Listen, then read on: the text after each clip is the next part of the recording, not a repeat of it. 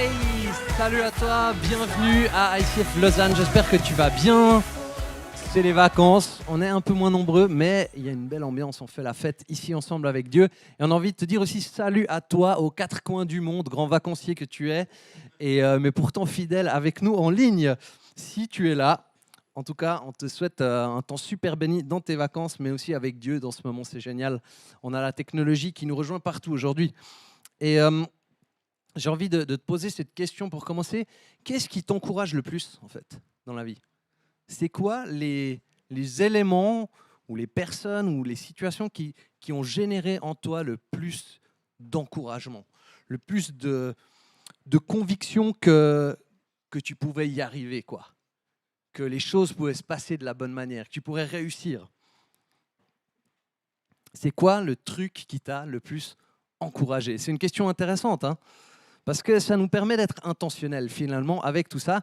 Et aujourd'hui, tu l'as compris, c'est notre thème du jour, l'encouragement. On va aller un petit peu plonger là-dedans, comprendre, mais c'est quoi les enjeux de cette thématique? Parce que crois-moi, ils sont beaucoup plus importants que ce qu'on le croit.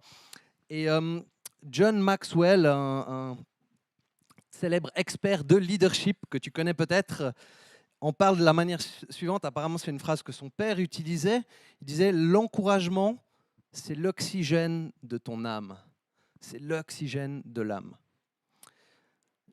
Et Maxwell avait cette conversation une fois avec son père. Il a remarqué que son père était bon pour l'encouragement, avait encouragé quelqu'un.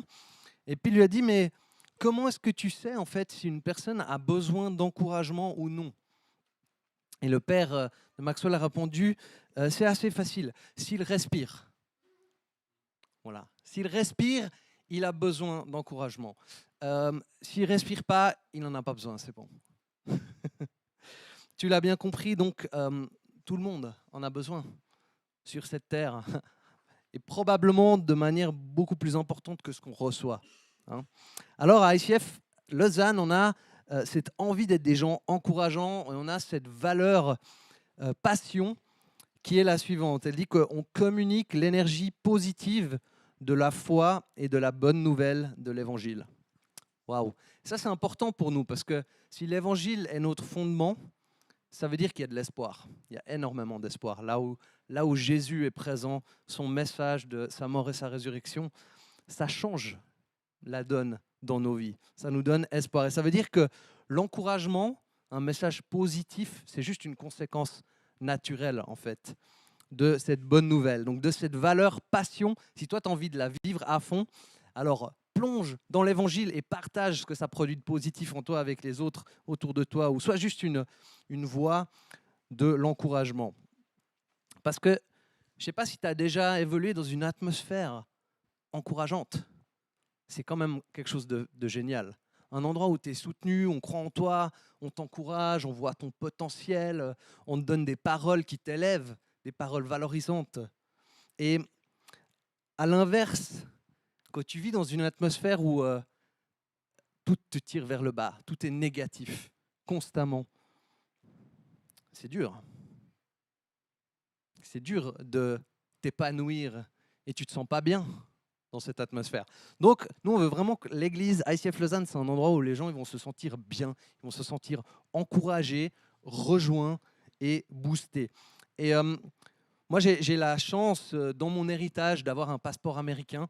Pour certains trucs, c'est une chance, peut-être pour d'autres moins, je ne sais pas. Mais un des trucs que j'aime bien avec la culture américaine, c'est une culture de l'encouragement.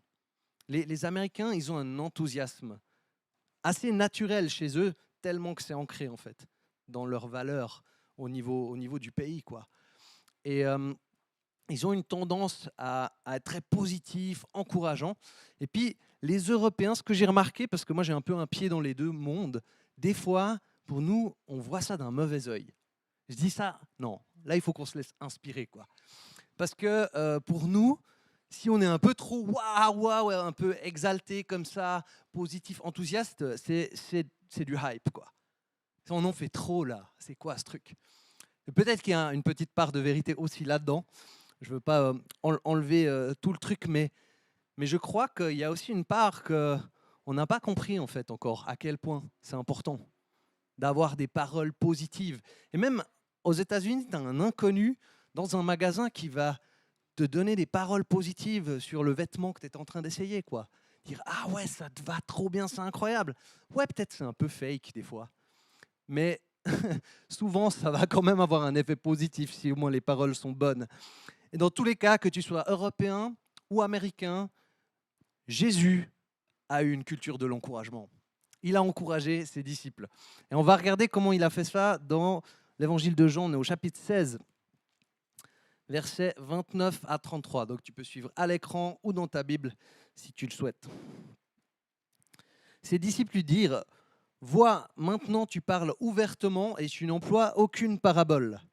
Maintenant nous savons que tu sais tout et que tu n'as pas besoin qu'on t'interroge. C'est pourquoi nous croyons que tu es sorti de Dieu. » Jésus leur répondit, « Vous croyez juste maintenant ? Voici que l'heure vient et elle est déjà venue. Vous serez dispersés chacun de votre côté et me laisserez seul. Cependant, je ne suis pas seul, car le Père est avec moi. Je vous ai dit cela afin que vous ayez la paix en moi. Vous aurez à souffrir dans le monde, mais prenez courage, moi j'ai vaincu le monde. » J'aime tellement cette dernière phrase. Prenez courage, Jésus a vaincu le monde. Prends courage, je ne sais pas quelle est ta situation, mais Jésus a vaincu le monde. Et il parle dans ce verset du fait que les disciples vont l'abandonner, mais qu'est-ce qu'il dit ? Mais le Père est avec moi.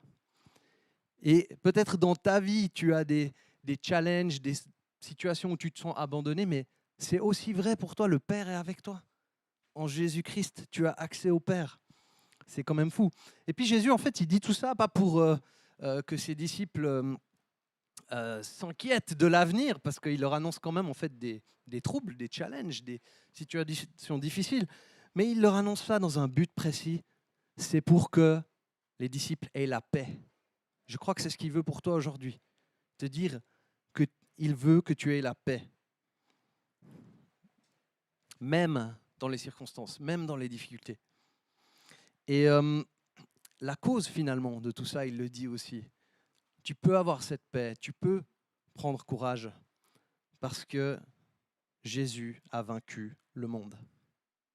Ça, c'est la vérité de Dieu qui est le fondement finalement de notre espoir, du fait qu'on a un message positif et qu'on peut être encouragé. C'est une vérité qui est tellement importante. Et ça, c'est l'effet des vérités de Dieu dans notre vie, c'est qu'elles nous portent, elles viennent vaincre les choses qui nous tirent vers le bas, le désespoir et toutes ces choses-là.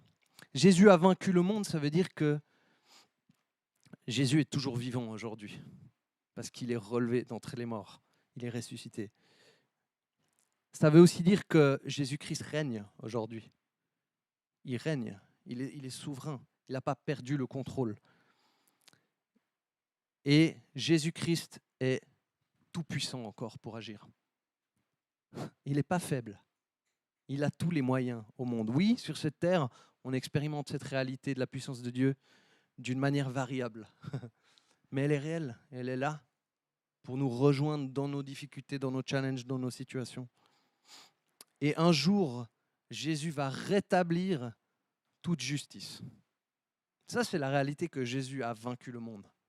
Et ça devrait, et ça peut te réconforter aujourd'hui, quels que soient les défis, les challenges, les expériences que tu traverses. Et donc, sur cette terre, comme Maxwell nous l'a bien dit, si tu respires, tu as besoin d'encouragement. Alors, je t'ai amené une petite illustration aujourd'hui par rapport à ça. Si l'encouragement, c'est comme l'oxygène pour notre âme, eh ben, c'est un peu comme notre boisson sportive, on va dire. Hein, parce que ça nous redonne de l'énergie, quoi. Ça, c'est l'encouragement. Tu en as besoin d'une bonne dose, assez régulièrement. Hein. Et peut-être que c'est quelque chose que tu lis dans la Bible ou que Dieu te dit dans un temps de rencontre avec lui. Peut-être que ça se passe dans une célébration, quelque chose que tu entends dans un chant de louange, dans un message. Peut-être que c'est un ami qui te dit quelque chose. J'ai envie de t'encourager à être intentionnel pour t'encourager et pour aller chercher ces choses. Hein.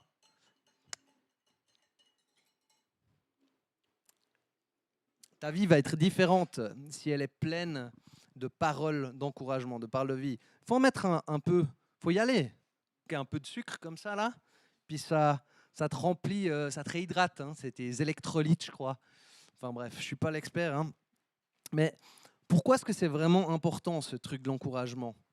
Parce qu'il y a une réalité spirituelle derrière ça, qui est vraiment, vraiment essentielle. Il y a un combat spirituel même, en fait. Et l'ennemi de notre foi et de nos vies, lui, il est là, et en fait, il n'est pas passif. Il ne fait pas rien. Il vient avec ces petites gouttes de découragement.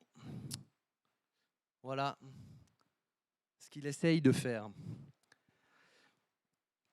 Il veut nous décourager. Pourquoi? Pourquoi l'ennemi veut nous décourager? C'est simple. Un croyant découragé, qui est sans espoir, ben, il est docile. Il est docile, il est pas dangereux pour l'ennemi, en gros. Et à l'époque, je faisais de l'escrime de compétition. Je m'étais rendu compte que si je pouvais battre mon adversaire, mais pas seulement juste le battre, mais à plate couture, dès le début, lui laisser aucune touche. Donc, s'il y avait 3-0 pour moi, je ne me disais pas, bon, bah, je gère un peu le match pour gagner 5-2, puis peu importe. Non, je disais, en fait, je veux essayer vraiment de lui laisser rien du tout. C'est un peu cruel, hein, mais c'est le contexte de la compétition. Et pourquoi est-ce que je faisais ça? Je m'étais rendu compte qu'un adversaire qui tout à coup avait de l'espoir, il était encore dangereux. Mais si tu le tuais tout espoir dès le début, même avant que le match soit fini, il lâchait. Il arrêtait, puis il était plus dangereux. Et en escrime, spécialement dans les matchs en 5, on peut voir des retournements de match assez fous. Ça peut s'inverser. Tu as beau être bien en avance, des fois, tac, ça change. Mais du coup, je laissais rien au hasard. J'essayais de décourager mon adversaire en tout fair play pour qu'il ne croie juste même plus qu'il puisse revenir. C'est exactement ce que l'ennemi fait avec nous. Hein? Un peu de désespoir, tu ne peux pas y arriver, un peu de découragement, les circonstances ne seront jamais différentes. Et on lâche. On lâche. On laisse passer le truc. Donc il y a des paroles, il y a des idées, il y a des pensées, peut-être des personnes aussi, des attitudes qui découragent, qui vident notre réservoir en fait. Parce que si ça c'est notre réservoir, ben tu vois bien la couleur, on est dans le rouge quoi. C'est comme quand, hein, quand le réservoir est vide, il est pas plein. Tu as aussi plus d'énergie quand tu es découragé, hein, quand tu es désespéré. Tu fais aussi des trucs bêtes. Hein. Le désespoir, quelqu'un qui est vraiment, vraiment désespéré a tendance à faire des trucs vraiment foireux, potentiellement. Donc si c'est ton cas, fais rien. Demande conseil à quelqu'un. Agis pas dans la précipitation. Mais donc l'ennemi tente de générer du découragement, mais il va loin aussi, hein, parce qu'il met même en nous, des fois, l'incapacité de recevoir des encouragements. J'aime bien encourager les gens, j'y arrive pas toujours, mais voilà. Des fois, j'ai remarqué que mes paroles peuvent être reçues, puis c'est comme si il y a de l'oxygène qui vient dans l'âme, et des fois, je sens que ça rebondit sur la personne. C'est comme si, ou ça va plus loin, ça percute pas. Et moi, je crois aussi que l'ennemi veut nous rendre imperméables à l'encouragement pour que ça puisse pas nous insuffler de l'énergie, une mentalité de foi, un esprit positif. Mais Dieu, lui, il veut remplir notre réservoir d'encouragement. Et il y a plein de manières qu'il peut le faire. Il peut le faire au travers des uns des autres et de sa parole et de temps avec lui et de notre regard et notre identité en Christ qui a vaincu le monde et toutes ces questions-là. Je vais quand même en boire une goutte là parce que ça me fait envie.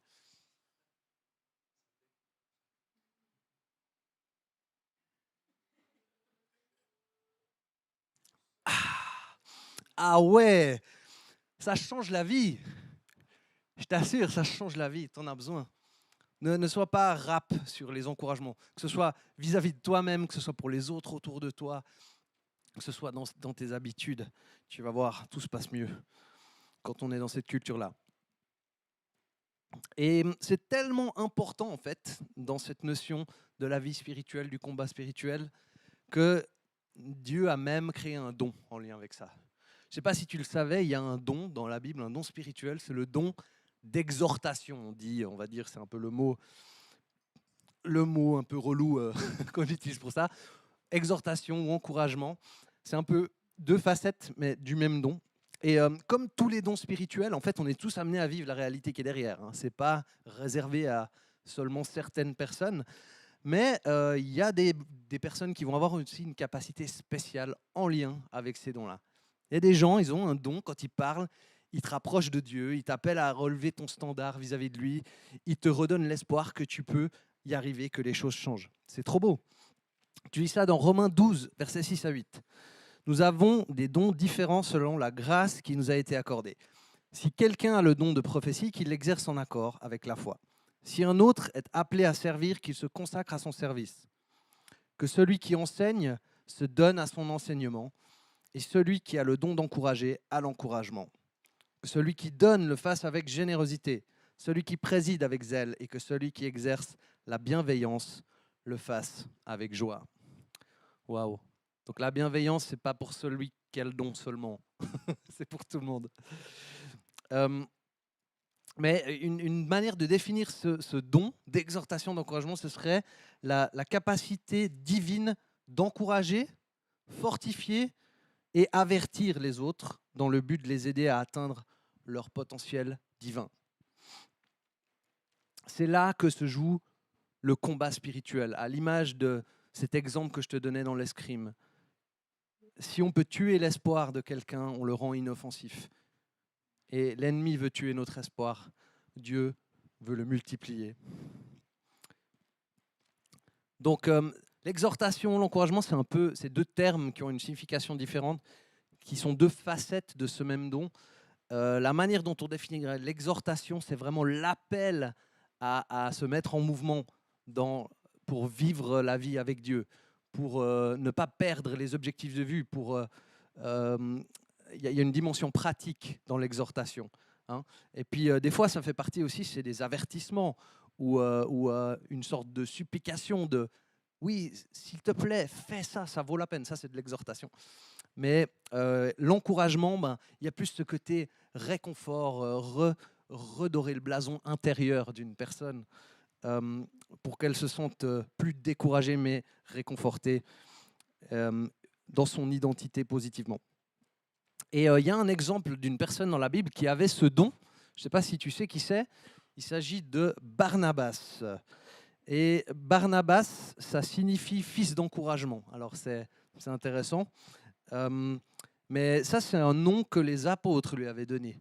Parce que son vrai nom à Barnabas, c'était Joseph. Voilà, histoire de compliquer un peu les questions.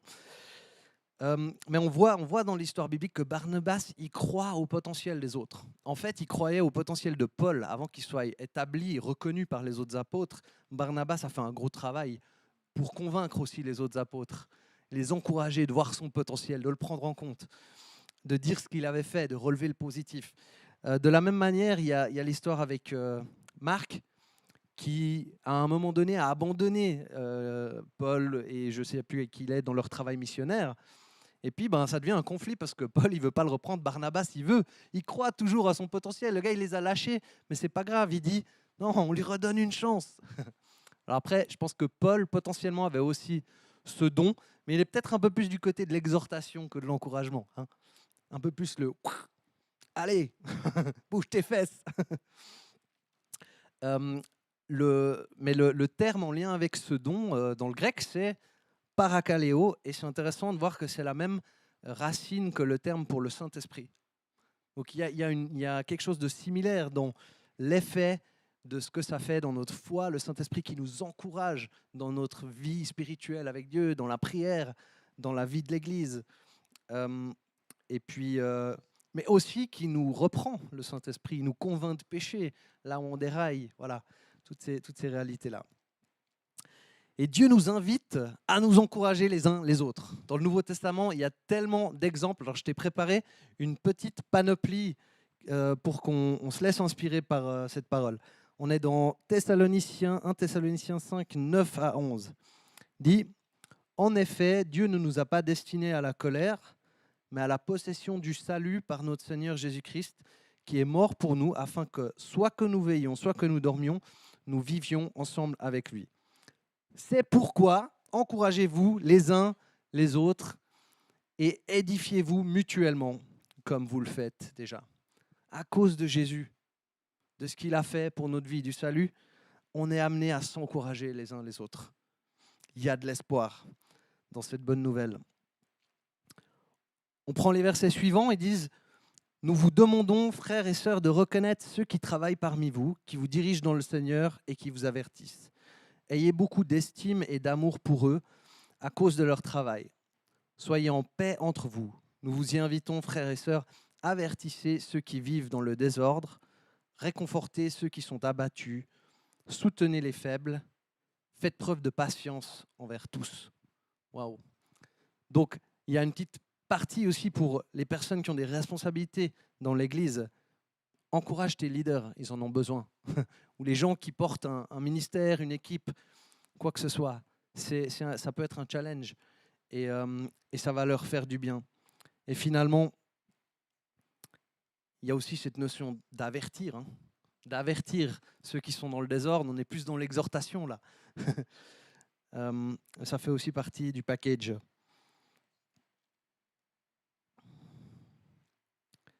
Ok, on continue dans Thessaloniciens 2, verset 12. C'est Paul qui parle, il dit « Nous vous avons encouragé, réconforté et supplié de marcher d'une manière digne de Dieu. » Ça, c'est très l'exhortation. Mais il y a de l'encouragement, il y a du réconfort, mais il y a aussi « Allez, s'il te plaît, je t'en supplie, fais les bonnes choses pour ta vie spirituelle. » C'est tellement important. Supplier de marcher d'une manière digne de Dieu, qui vous appelle à son royaume et à sa gloire. Et enfin, encore un verset où cette fois-ci on est dans Timothée. Il dit « Ne reprends pas le vieillard avec dureté, mais encourage-le comme un père. Encourage les jeunes gens comme des frères, les femmes âgées comme des mères, celles qui sont jeunes comme des sœurs en toute pureté. » Si tu respires, tu as besoin d'être encouragé. Paul, il fait le tour de toutes les catégories finalement pour dire on a besoin de le faire. Et de la même manière que j'essayais de susciter du découragement chez mon adversaire dans mes matchs d'escrime, des fois on faisait des compétitions par équipe. On était 4 dans l'équipe généralement. Alors ça reste un escrimeur à la fois contre un autre de l'équipe adverse. Mais là, tout à coup, il y avait cette dynamique incroyable de ne pas être tout seul. Et toi, tu venais sur la piste et tu avais les 3 gaillards à côté. C'est là, vas-y, tu peux le faire. Et ils te donnaient une énergie incroyable comme ça. C'est tellement génial. Et quand je pense à ça, ça me donne toujours le sourire. Ça me donne même de l'énergie maintenant, juste en y pensant. C'est vraiment, vraiment puissant, en fait, ce qui se passe quand on se serre les coudes, qu'on s'encourage les uns les autres. Et même les études scientifiques montrent que l'encouragement verbal améliore la performance sportive, en l'occurrence dans les études que j'ai un petit peu cherchées. Mais je crois que c'est un principe qui est vrai pour tout dans la vie, en fait. Il y aurait d'autres exemples non sportifs aussi. Moi, des fois, Hello, quand je suis dans mes meilleurs jours, je lui dis « Allez, Hello, allez, Hello, allez !» Et c'est bête, on fait ça un peu rigolant, mais en fait, ça marche toujours sur elle. Il y a quelque chose de positif que ça produit. L'encouragement, c'est puissant, c'est pas hype, c'est puissant. Ne sous-estimez pas ça. Aussi, des fois, j'allais faire mon street workout avec un pote, et quand on se motivait à deux, on était tellement meilleurs. C'est incroyable la différence quand j'allais faire mon workout tout seul ou avec quelqu'un d'autre, et on s'encourageait, on disait « Ah ouais, c'est cool ce que tu as fait, etc. » Mais je faisais 2 fois plus d'exercices. Toujours comme ça. Et dans la foi, c'est pareil. Dans la foi, c'est pareil. On veut se serrer les coudes, on en a besoin. On a besoin de se motiver les uns les autres. Et c'est aussi pour ça qu'on a les Connect Groups, ces groupes de maison où on vit la vie ensemble et on s'encourage dans nos battles, dans nos difficultés. Et on se dit, hey, mais mec, moi je crois que tu peux faire mieux encore aujourd'hui. Je crois que tu peux vaincre ce combat. Je crois que tu peux trouver des solutions. Je crois que Dieu aussi veut t'aider. Je crois qu'il est pour toi. Je crois qu'il est avec toi. Waouh! On a besoin d'entendre tout ça. Alors aujourd'hui, j'ai encore un nouvel encouragement verbal pour toi, de la part de Dieu. Et c'est un encouragement qui vient du livre d'Ésaïe. Ésaïe, c'est un livre de la Bible qui s'adresse au peuple de Juda et d'Israël à une époque où ils sont en grande difficulté, y compris une période de l'exil à Babylone. Et les chapitres 40 à 55, on les appelle souvent le livre de la consolation. Ils ont été écrits pour réconforter les exilés et pour leur rappeler que Dieu n'a pas oublié ses promesses. Alors j'ai un verset pour toi de cette section. C'est Ésaïe 41, 14 à 16. Il dit « N'aie pas peur, vermisseau de Jacob. N'aie pas peur, vermisseau de Jacob. Faible reste d'ICF Lausanne pendant les vacances d'été. Faible reste d'Israël. Je viens à ton secours, déclare l'Éternel. Je viens à ton secours. Celui qui te rachète, c'est le Saint d'Israël. Je vais faire de toi un traîneau de battage tout neuf, garni de pointes. Tu écraseras, tu broieras les montagnes et tu rendras les collines semblables à la balle du blé. Tu les secoueras et le vent les emportera. Un tourbillon les dispersera. Mais toi, tu trouveras la joie dans l'Éternel. Tu feras ton sujet de fierté du Saint d'Israël. J'aime bien ce verset. J'aime bien l'expression vermisseau de Jacob, qui, je pense que c'est sur ces petits moments où Dieu il nous rappelle en fait qui on est. Par rapport à lui, on est peu de choses. Et j'ai envie de te dire aussi ce matin, Dieu sait que tu es faible. Il connaît tes limites. Et il te rappelle qu'il est grand. Il te rappelle combien il est grand. Tu peux lui faire confiance. Il a des beaux projets pour toi. Des projets de victoire. À l'époque où j'ai rejoint ICF, c'était ICF Genève. Et on avait le slogan de l'époque, c'était « Parce que Dieu croit en toi ». J'avais même ma tronche sur un bus avec ce slogan comme une pub. Et c'est beau de dire que, oui, peut-être c'est Dieu n'a pas besoin de foi pour croire en nous. Nous, on croit en lui. Mais il croit clairement à notre potentiel. Il croit clairement qu'il a un projet pour nous. Parce que c'est lui qui est derrière ça, il le sait. Alors est-ce que nous aussi, on le croit ? Et on va donc finir ce temps avec un petit moment de prière où je vais prier pour toi en lien avec ça. Peut-être toi, tu as besoin d'encouragement ce matin. Je veux vraiment que tu repartes encouragé. Mais peut-être que toi, tu es aussi quelqu'un qui est destiné à exprimer ce don de l'encouragement, de l'exhortation. Peut-être qu'il y a de la place pour ça. Et puis peut-être qu'il y a besoin de faire taire certains découragements dans notre vie. Donc on va juste prendre un temps pour ça, puis après tu auras des questions à l'écran et tu peux juste continuer à vivre ce temps avec Dieu, le laisser t'encourager. Peut-être qu'il te mettra aussi à cœur une personne à encourager aujourd'hui, cette semaine. Fais-le. Franchement, ça ne mange pas de pain, mais qu'est-ce que ça peut faire une différence énorme. Alors tu es avec moi, tu es prêt pour aller chercher l'encouragement de Dieu ? Ok, je te laisse fermer tes yeux. Et on a envie de dire merci Seigneur parce que oui, on sait qu'on est faible, comme ce vermisseau dont tu parles. Mais on sait aussi que tu es grand. Tu es le Tout-Puissant et personne n'est comme toi. Et tu es aussi pour nous, pas contre nous. Tu veux faire équipe avec nous quand on est face au challenge et aux difficultés de cette vie. Et tu nous rappelles que tu as vaincu le monde. Tu règnes toujours, tu es vivant et tu es avec nous. Et maintenant, on prie, fais taire tous les mensonges de découragement de l'ennemi dans nos vies, quel qu'il puisse être, quel que soit le domaine, que ce soit par rapport à nos études, à nos capacités, à nos relations, un rétablissement. Jésus, donne-nous ton regard, ta perspective, ton espoir et ta foi. Aide-nous à mettre le regard aussi au bon endroit, sur tes promesses, sur qui tu es. Et à ne pas laisser la place à ces mensonges de découragement. On les brise au nom de Jésus. On prie Jésus que tu nous aides à être des hommes et des femmes encourageants vis-à-vis de nous-mêmes, mais aussi vis-à-vis des autres autour de nous. Et moi, je prie pour ce don de l'encouragement, de l'exhortation, ce don spirituel qui soit donné dans cette salle à ceux pour qui tu veux utiliser ce don dans l'Église. C'est au travers de qui tu veux le faire. Avec des personnes en ligne, qui a un don d'exhortation qui soit déposé maintenant.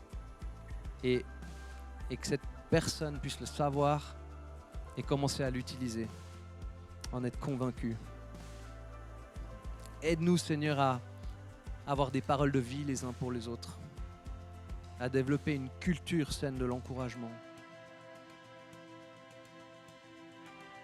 On te remercie que tu es là dans ce moment auprès de chaque personne, en train de nous fortifier, de nous encourager avec l'aide de ton Saint-Esprit. À toi la gloire, au nom de Jésus on prie. Amen.